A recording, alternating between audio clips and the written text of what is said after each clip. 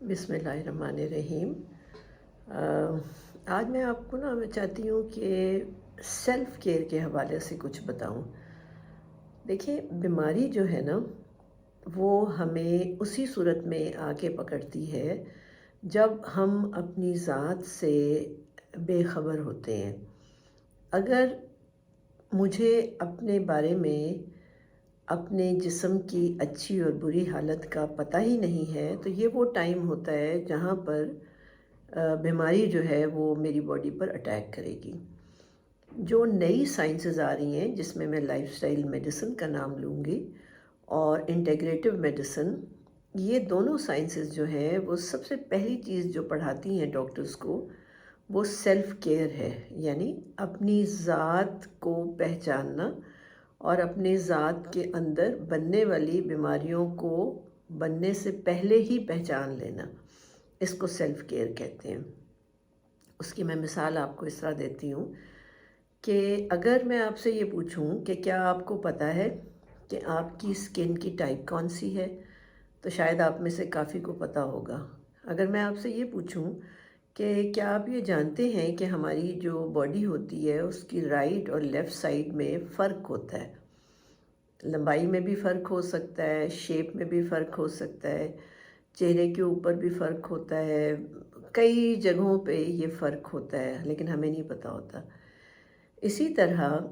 کوئی بھی بیماری بننے سے پہلے باڈی جو ہے وہ ہمیں بتانا شروع کر دیتی ہے، کچھ سگنلز دیتی ہے،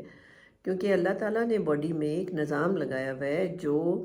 ہمیں بیماری سے بچاتا ہے اور بیماری کے آنے سے پہلے بتانا شروع ہو جاتا ہے، جس کی میں آپ کو چھوٹی چھوٹی سی چیزیں نشانیاں بتاتی ہوں یا مثالیں میں دیتی ہوں۔ جیسے کوئی بھی اگر بخار آنے لگا ہے، کوئی انفیکشن آنے لگی ہے، تو سب سے پہلے کوئی 4-5 دن پہلے باڈی میں دردیں شروع ہو جائیں گی، ٹھیک ہے۔ اس کو ہم لوگ انکیوبیشن پیریڈ کہتے ہیں، یعنی جہاں پر جراثیم اور آپ کے امیون سسٹم کے درمیان ابھی لڑائی چل رہی ہے اور آپ کا امیون سسٹم جو ہے وہ جراثیم کو بیماری نہیں بنانے دے رہا، تو جو ان دونوں کی لڑائی چل رہی ہوتی ہے اس کے نتیجے میں ہماری جو باڈی ہے وہ دردیں نکلتی ہیں، یا بھوک کم ہو جاتی ہے، یا منہ کا ذائقہ ختم ہو جاتا ہے، یا نیند گڑبڑ ہونا شروع ہو جاتی ہے، یا سردی لگنا شروع ہو جاتی ہے۔ آپ کے پیروں کا ٹھنڈا ہونا پہلا سائن ہوتا ہے کہ باڈی میں کوئی بیماری آنے لگی ہے۔ تو اگر ہم اپنے آپ کو سے کنیکٹڈ ہی نہیں ہوں گے، اگر ہمارے پاس یہ ٹائم نہیں ہوگا، میں ہمیشہ کہتی ہوں کہ ہم اپنی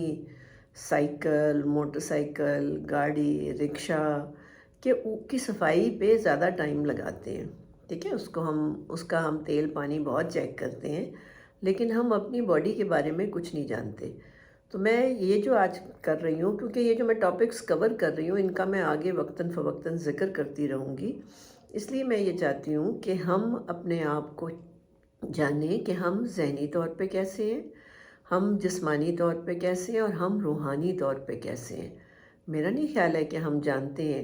کہ ہماری جسمانی صحت اس وقت کہاں ہے،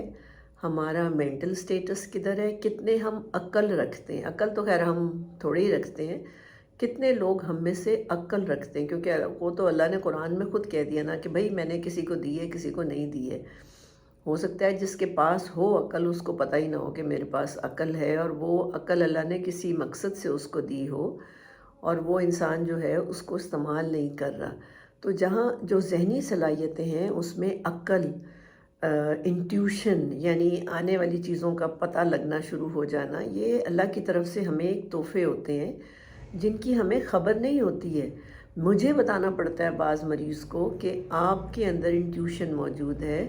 یا آپ کو پتہ لگنا شروع ہو جاتا ہے جب کوئی بیماری آنے لگتی ہے یا کوئی واقعہ ہونا لگتا ہے یا آپ کو خواب آ جاتے ہیں، کیونکہ یہ ایک ٹپیکل کیمسٹری کی وجہ سے ایسے ہوتا ہے، یہ کوئی ماورائی چیزیں نہیں ہیں۔ ہماری ایک باڈی ٹائپ ہوتی ہے جو سینسٹیو ہوتی ہے اور جس کو جلدی یہ چیزیں پتہ لگنا شروع ہو جاتی ہیں۔ تو میں یہ آج کہوں گی کہ آج ذرا اپنے آپ کو دیکھیں تو صحیح کہ آپ جسمانی طور پہ آپ ذہنی طور پہ،